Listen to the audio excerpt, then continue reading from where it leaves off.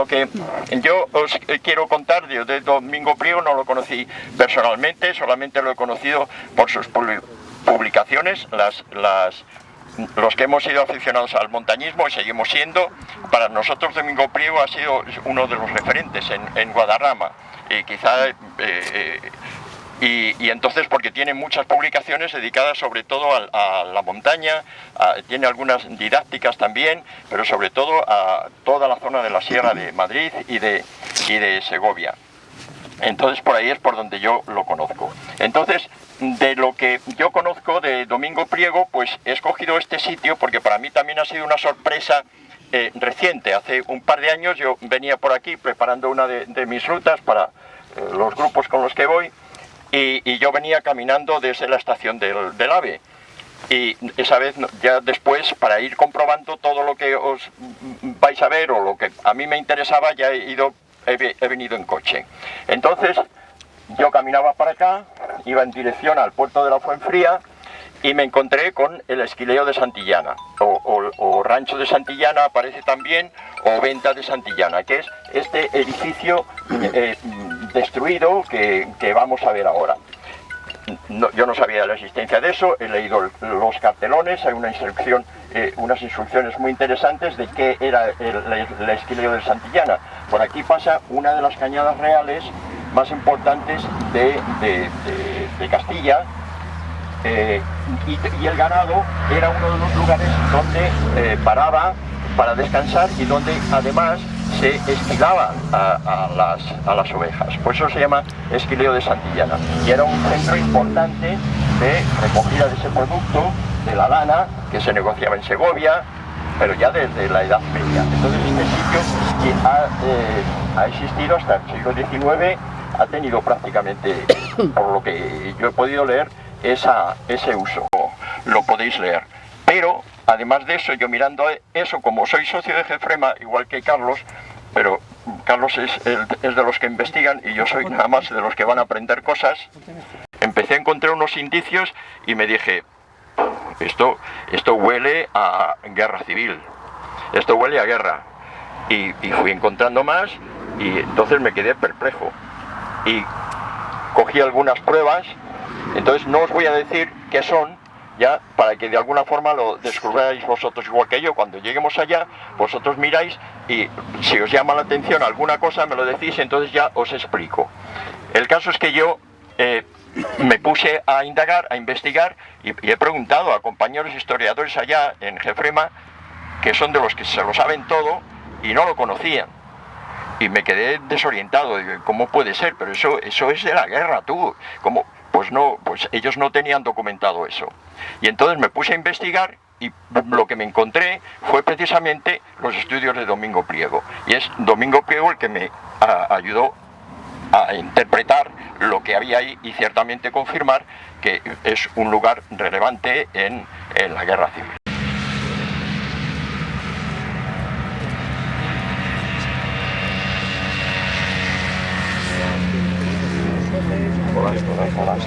Otra cosa de curiosidad, no nos sigamos, no os paréis. Este lugar es que es un tramo del Camino de Santiago.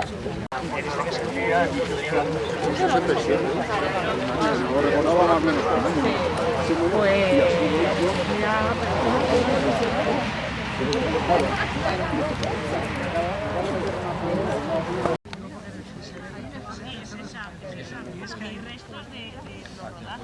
Claro, es que son la primera vez que me atacó. Pero yo por aquí soy de la batalla, de ferro, pues todas estas instalaciones, este edificio destruido, era el Esquileo de Santillana. Como veis, esto era un lugar, una instalación enorme. En primer lugar, como decía uno de los compañeros con los que estábamos hablando ahora, la elección del lugar. Todos estos pastos son alimento para el ganado si tienen que parar aquí varios días, pero veis que la cerca, ya aquí dentro cabe mucho ganado, y ahí vais a ver que se deduce fácilmente que había instalaciones de alojamiento para el personal, para los pastores, para los esquiladores que probablemente venían desde Segovia, que está aquí bien cerca. Si lo veis, se ve Segovia ahí. Una historia bastante más reciente. Y entonces yo os invito a que no nos dispersemos mucho y os acerquéis conmigo a estos lugares que os quiero señalar. Pues ahora vamos a dar la vuelta y vais a ver que está todo el rancho rodeado. Eso se llama en la jerga militar de entonces, que yo lo he aprendido de ellos, pozos de tirador. Ya, son pozos de tirador. Curiosamente veis que la empalizada de piedras, esto naturalmente estaba mejor construido en su tiempo, eso era más profundo y probablemente había sacos terreros ahí, están mirando hacia allá. Es decir, lo que es el parapeto mira hacia allá. Vamos a dar la vuelta y vais a ver que hay también pozos de tirador en aquellos lados y en aquel lado. Y los de allá, en el tramo de allá para acá. Esto, que lo ve Carlos, que es de los expertos, reconoce que esto es metralla de artillería. Pasarlo por ahí para que... Claro. Metralla de artillería. Y claro, y si seguimos por estos caminos, esto pasa desapercibido a los que no habéis escuchado las charlas de Jefrema, no habéis escuchado a Carlos, no habéis escuchado a Antonio Morcillo, a Jacinto Areva. Y está plagado de esto. ¿Sí? Está plagado de esto. Ya veis que la prueba es que en ese tramo, desde aquí a aquí, solamente yo he recogido esto. Si nos ponemos específicamente a buscar, esto está plagado de esto. Esto se encuentra en las pistas. Aquí no, pero esto está plagado de esto. No me extrañaría. ¿Por qué sale en las pistas? Pues porque en las pistas se camina y aquí está enterrado. Es diferente. ¿Ya? Entonces, yendo por aquí por casualidad, empecé a reconocer esto y me dije, esto tiene algo que ver con la historia reciente, que es la historia de la Guerra Civil. Y buscando, lo único que encontré fue precisamente el estudio de Domingo Priego, que yo os lo he pasado. Sí, porque otros historiadores que son compañeros de Jefrema han cartografiado todo esto y en los trabajos que ellos hacen tienen cartografiado el cordal que va al Cerro de la Camorca, el Matabueyes, la Fuenfría, la Pinajera, la Pinareja, perdón, el Montón de Trigo, pero de ese cordal para acá, donde está Cabeza Grande, Cabeza Gatos, que son esos cerros que hay ahí, ya, y que los tapa esas cosas, yo os recomiendo que vayáis a verlo, porque eso es lo que hace Domingo Priego. A mí me parece una invitación muy sana de pasear por el monte, conocer la Sierra de Madrid y de paso conocer un poco de historia. Pero cuando nos encontremos con esos sitios, pues respetarlos, no mover las piedras, ni quitarlas, ni sacar las piedras de ahí para hacer yo mi reunión de amigos, sino eso respetarlo. Llamada Batalla de la Granja, que tuvo lugar entre el 30 de mayo y el 2-3 de junio de 1937. Entonces la Batalla de la Granja fue una ofensiva que organizó el gobierno para intentar conquistar Segovia, la ciudad que está ahí bien cerca, y al mismo tiempo retener fuerzas franquistas que estaban organizando, que estaban atacando el norte y estaban poniendo las fuerzas del gobierno en apuros en el frente norte. Entonces esas son las tácticas militares. Se organiza aquí combates y el enemigo no puede llevar fuerzas allá, tiene que retenerlas aquí. El intento del gobierno fue fallido. Al final, después de las ofensivas y después de los combates y contraataques, el frente volvió a quedar tal y como estaba antes de la ofensiva. Y la batalla ocurre, es decir, el campo de batalla o el teatro de operaciones era el Valle de Balsaín, que es donde vamos a pasar ahora, que está al otro lado de esto, Entonces, esto es lo que explica estas posiciones. Entonces, para los combates de la Sierra de Madrid o de Segovia, perdón, los segovianos, los combates de la Sierra de Guadarrama, en el Alto del León, precisamente son entre fuerzas que llegan en julio, ¿no? Julio-agosto del 36 desde Segovia, y fuerzas republicanas que llegan desde Madrid, ¿no? Entonces, claro, Segovia era un punto importantísimo para los sublevados. El objetivo de la República de tomar Segovia era muy amenazante para ellos, ¿no? Esto provocó, imagino que esto lo sabréis, que el propio general Mola viniera a dirigir las operaciones de la batalla de la Granja, y es en ese vuelo, cuando viene hacia la Granja, cuando el accidente famoso del avión del general Mola, famoso y también... O sea, fue durante la batalla de la Granja que el vuelo de Mola. Cuando él viene a tomar el mando de las... personalmente, estaba Varela, pero él viene a tomar el mando, porque están muy asustados porque la ofensiva inicialmente había empezado bien, ¿no? Sí. Y es en ese vuelo en el que muere Mola, ¿no? También otra referencia muy conocida de la batalla de la Granja es Por quién doblan las campanas, la novela de Hemingway, que luego dio lugar a esa película malísima desde el punto de vista historiográfico, no tiene absolutamente ningún rigor, pero también está inspirada en los combates de la Granja. Si la ofensiva de la Granja hubiera triunfado, además de la posible caída de Segovia, lo más importante es que Franco tendría que haber dado órdenes de suspender la ofensiva del norte. Pensar, Guernica ha sido el 25 de abril, 26 de abril, gracias, el 26 de abril, en mayo, que es cuando sucede esto, 31 de mayo, la ofensiva del norte ya va muy avanzada, y el objetivo de la República, como explica muy bien Enrique, era doble: Segovia, pero sobre todo obligar a Franco a que tuviera que traer del norte rápidamente fuerzas, es decir, era una manera de ayudar a evitar la presión, claro, porque el norte no se podía defender, era una bolsa que estaba aislada, entonces la única manera de detener la ofensiva sobre el norte, claro, era ofensivas en otros territorios que obligaran al Estado Mayor de Franco a mandar fuerzas aquí. Y gracias a ese ingente trabajo de campo que hicieron entre todos, porque habréis visto también en los libros la dedicatoria que hay, ¿no? Sí.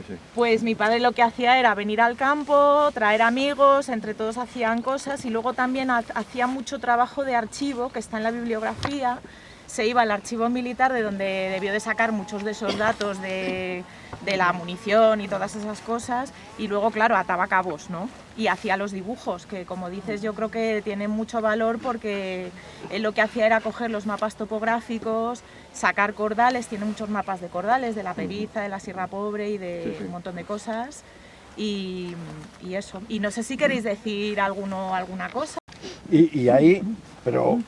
un puñado, teníamos 10 o 12 vainas de esas de Mauser antiguas, pero estaba por todos los lados, Aquí también se encuentra. Yo aquí tenéis la bibliografía que añade a este estudio. Esta información no está en sus libros. Está en la página, en el blog todavía, en el blog, que me imagino que es de donde lo has sacado. Sí, yo creo que lo he sacado. Yo no sé si voy a poder. Venga. Mira, lo lee Eva, que es tu nieta. ¡Ay, va! Por favor. A todos los que perecieron en estas absurdas batallas de la Guerra Civil de 1936 a 1939, que no debía haber tenido lugar jamás. A nuestros amigos de más edad que, como nosotros, vivieron en la familia las consecuencias de aquella guerra. A los amigos y familiares que nos han acompañado y arropado incondicionalmente siempre. La búsqueda de estos restos de la guerra. Domingo Pliego.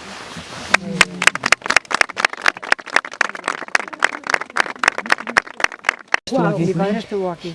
Lo que pasa es que mi padre nació en el 9, con lo cual fue la última quinta de reemplazo que trajo la República aquí en el 37, en el 38, era el 19, en el 38. Era de la quinta del 39 hubiera sido, pero la anticiparon al 37. Claro. Sí. Claro. Entonces, mi padre no nos contaba nada de la guerra, ¿eh? O sea, él tenía su opinión, daba sus pinceladas cuando veía las noticias, el parte, y decía este desgobierno, este no sé qué. Entonces sabíamos, pero que estuvo aquí sí que nos lo contó, Entonces él nos hablaba de Peñalara, el Malagosto que está en ese y el Reventón, es por donde él se movía. Entonces, como era el último reemplazo que vino, pues tuvieron consideración con ellos y no les dieron un fusil, afortunadamente para mi padre, porque no hubiera matado a nadie. Y entonces le pusieron en sanidad. Entonces él, después de los combates, tenía que coger la camilla, unas angarillas, y dice que él lo que recuerda, dice que era muy duro. Él no nos contó escenas, pero claro, nos las podemos imaginar, ¿no?, de recoger heridos después de la batalla. Y entonces lo que él recordaba es el miedo que pasaban, porque pasaban muchísimo miedo, hasta el punto que mi padre era como muy templado, muy sosegado, y dice que los compañeros le decían: oye Luis, ¿es que tú no tienes miedo? Y él decía: sí, pero me lo aguanto. Tal, que está muy cerca de aquí, si lo visitáis alguna vez, en Balsaín tienen una maqueta espectacular. Esta la ha hecho Carlos de Miguel, un compañero que también sabe muchísimo de todo esto, fue director, creo que está jubilado ya Carlos. Y es una maqueta de todo este sector de la sierra, que además lo original es que él la va explicando, extendiendo, tiene un cordel azul y uno rojo, y tiene colocados los agarres, digamos, y va dibujando el frente con esa línea, ¿no? Que va. Yo he ido con alumnos a veces y es muy didáctico y lo explicaba muy bien. Pues este hombre, he tratado de contactarle, lo que pasa es que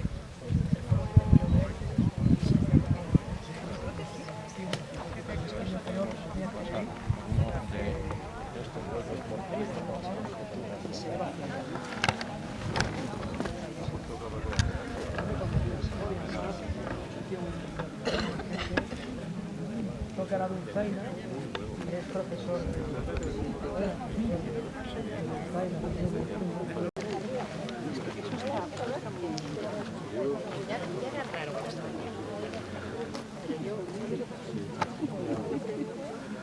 de Le daban brotes.